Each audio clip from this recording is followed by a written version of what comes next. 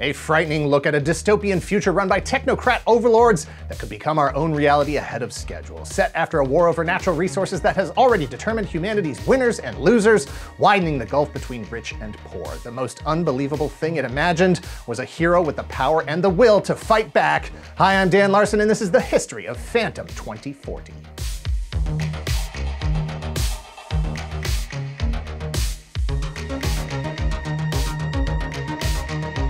Phantom 2040 is an animated series that ran 35 episodes over 2 seasons from September of 1994 to March of 1996, a hero for a very dark future inspired by one of the longest-running comic strips from our very dark past. In the year 2040, one hero fights to save our dying planet in the city of Metropia, years after the resource wars. In a time where people only see trees and virtual simulations, Kit Walker Jr. dreams of a better tomorrow as he studies to become an ecologist. Meanwhile, Rebecca Madison runs Maximum Incorporated. She's one of the richest and most powerful people on the planet. Along with her psychopathic son Max, she's working to usher in the Maximum era. That means utilizing the most incredible technological achievements of humankind to control people's actions through video games, employing legions of artificial life forms called biots for everything from housekeeping to security, and orchestrating media narratives through bought and paid for shock jock hosts espousing all manner of corporate-approved propaganda. Worse still, actively accelerating the collapse of Earth's ecosystem and thereby the mass extinction of all life. Because she's also building an exclusive retreat, a literal gated city, to protect the world's richest and most powerful people from that total environmental collapse, all in the name of profit and power. But there is hope as the planet and its protectors fight back. Raised by his great-aunt Heloise, Kit Walker Jr.'s world changes on the eve of his 18th birthday as the burden and responsibility of his true heritage are revealed to him by a mysterious man named Garan.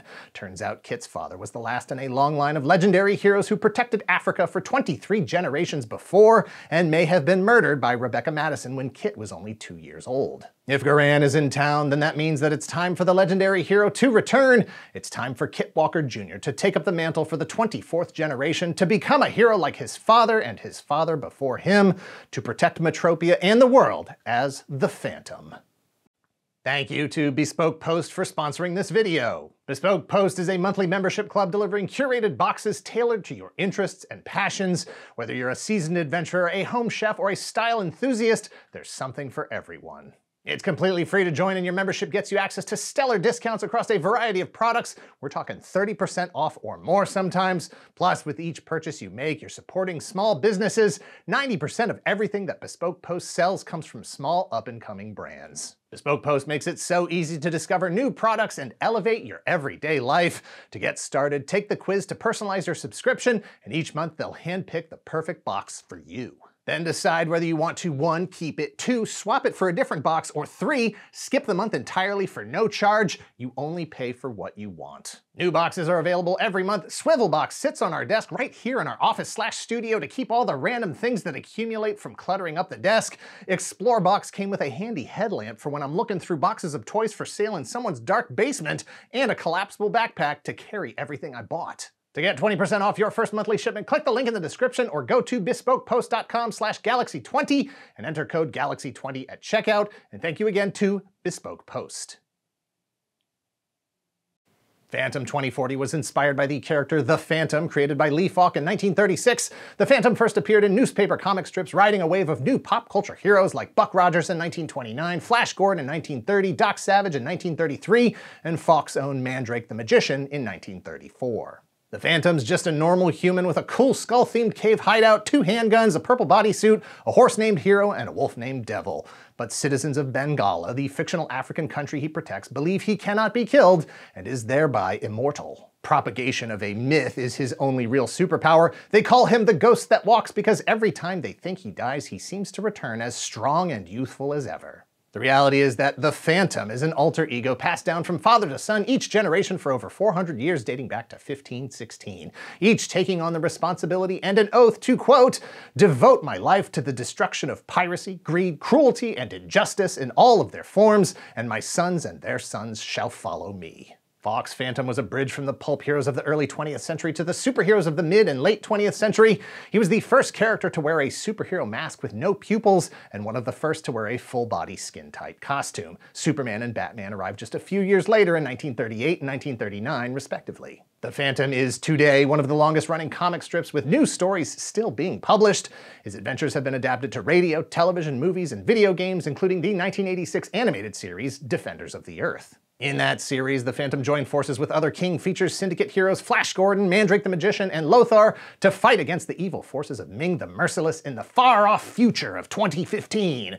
It updated the character for the 80s in support of a toy line produced by Galoob and was canceled after a single season of 65 episodes. Almost a decade later, Phantom 2040 was developed for television by executive producer David J. Corbett and writing duo Judith and Garfield Reeves-Stevens. Corbett previously worked on the 1986 animated series Defenders of the Earth, the 1990 TV movie Beetle Bailey, and the 1991 animated series Prince Valiant, all based on characters in the King Features library. Judith and Garfield had written multiple novels set in the Star Trek universe and one based on the movie Alien Nation. They were the story editors for Phantom 2040. They wrote the series Bible and nearly a third of the 35 episodes, including the first 7 of Season 1.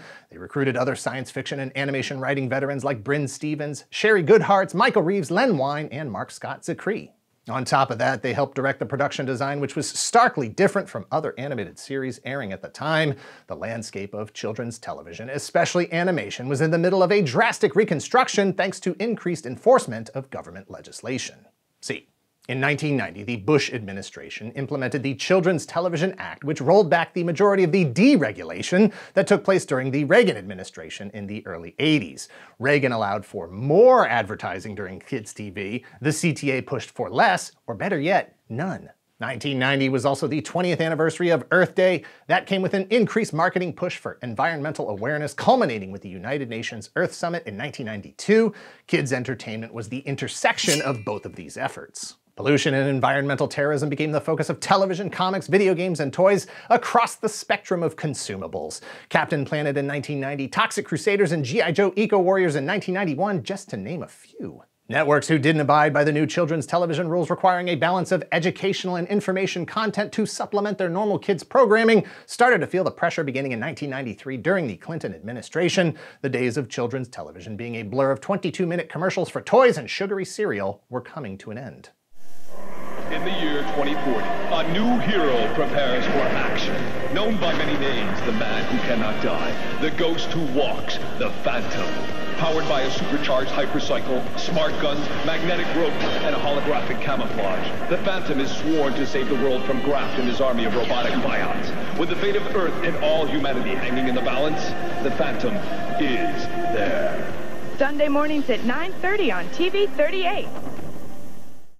For some series, story and character were increasingly more valuable. Shows like Batman and the X-Men animated series in 1992, Exo Squad in 1993, found value in ongoing dramatic narratives that dealt with more mature subject matter as a way to engage viewers while selling toys, increasing the range of potential viewers as animation itself came into maturity. It's no coincidence that the characters in Phantom 2040 look like they could be from the same universe as Aeon Flux. In 1994, Peter Chung was already an established industry veteran with credits like 1983's Fire and Ice, the Transformers animated series, and 1985 movie, Ninja Turtles, Cops, and of course, Rugrats. While working on Rugrats, Chung was compelled to develop Aeon Flux for MTV's animation showcase series Liquid Television. His frustration with the limitations of the mostly innocent children and normal humans on Rugrats left him hungry for artistic experimentation. I want to say Liquid Television was a showcase for adult animation, but it's not that it was necessarily adult content, but that stylistically it pushed beyond conventional accepted television animation styles. It was more mature. But also, Aeon Flux dealt with adult content, including drug use, sex, violence, and social commentary. His visual style played out with long, lithe human characters with proportions and anatomy that bordered on grotesque. Chung set the template for Tom Schillinger, the art director and conceptual designer on Phantom 2040. Schillinger created backgrounds and technical concepts that complemented Chung's characters. It was the dystopian future of Aeon Flux as much as the avant-garde aesthetic that Chung brought to the character designs of Phantom 2040. Surely the producers and creators of Phantom 2040 hoped it would attract a similar MTV type of audience to their own dystopian future. Phantom 2040 committed to the bit, an animated series attempting to speak to a larger audience with a more mature story required an all-star cast who could deliver the kind of performance the subject matter required. Kit Walker Jr., the Phantom, was played by Scott Valentine, who you might recognize as Mallory's boyfriend, Nick, on Family Ties, or maybe this will jog your memory. Yo! He was joined by former Lois Lane Margot Kidder as Rebecca Madison, Ron Perlman as Graft, a former environmentalist who now works for Maximum Inc. after they reconstructed him as a cyborg when he was injured fighting against Maximum in the rainforest. J.D. Hall as Kit's mentor Garan, and Carrie Snodgrass as his aunt Heloise, Jeff Bennett as Rebecca Madison's son Max, Leah Remini as Kit's partner Sagan Cruz, and the Guyver's Mark Hamill as the on-air propagandist Dr. Jack. Despite overwhelmingly positive reviews and star Scott Valentine comparing it to movies like Brazil and Blade Runner in interviews, Phantom 2040 was canceled after 35 episodes, limping through 1996 in reruns on weekends. It's possible that the lack of familiarity with the then 60-year-old Phantom franchise worked against it. It's likely that, ironically, the lack of any licensed merchandise like toys and breakfast cereal diminished any desire to get familiar with it. There were games for systems like Sega Genesis, Super NES, and Game Gear, but even at the time the games weren't rated very high, garnering a mere 6.875 out of 10 from Electronic Gaming Monthly for the SNES version. Hey, that's better than average, that's D+ material. Marvel Comics published 4 issues of a Phantom 2040 miniseries in 1995 that dialed back the weight of the series' dramatic narrative. Fun fact, it was penciled by Steve Ditko, the guy who co-created Spider-Man and illustrated his first 38 issues. Phantom 2040 didn't have the same kind of merchandise support that was traditional through the 80s. Other than video games, there was a lunchbox, some cheap dollar store type novelty toys, and I'm just gonna kind of trail off right here. The first 5 episodes of Phantom 2040 were released on Laserdisc in 1994 by Family Home Entertainment, presented as a single movie, but we here in the dystopian future can watch all 35 episodes on YouTube at Comics Kingdom, the official channel of King Features Syndicate. Phantom 2040 may have also been created to serve a greater purpose, elevating brand awareness while a big-budget summer blockbuster live-action movie adaptation was in the works. The Phantom was released in 1996.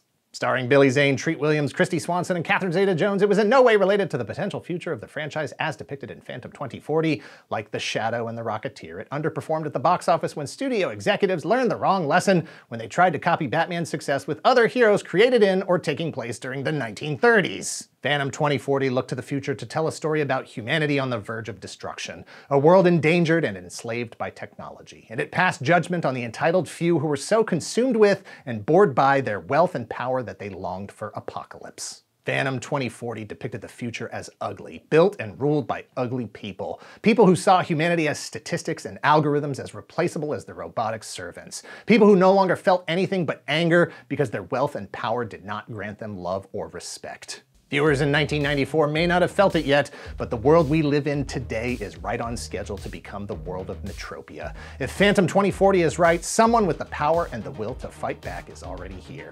Maybe it's me, maybe it's you, maybe it's the friends we make along the way to 2040. Or my gray coat, because he was called the Gray Ghost at one point. Thanks for watching. Please hit like, hit subscribe if you're not already a subscriber. Thank you very much to those of you who already are. If you're in the position to help the channel grow, please visit our Patreon at patreon.com/toygalaxy. Several different tiers to address your specific Secret Galaxy content needs. Check out our new Secret Galaxy merch shop at secretgalaxy.shop. All merchandise is physically in stock and ready to ship. Links to all of this in the description below.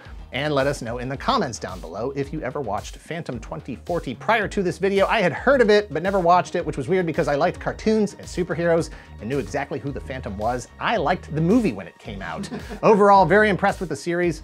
Just disappointed about how much of it was so relatable in a way that it wouldn't have been back in 1994. We're going for it. Cut.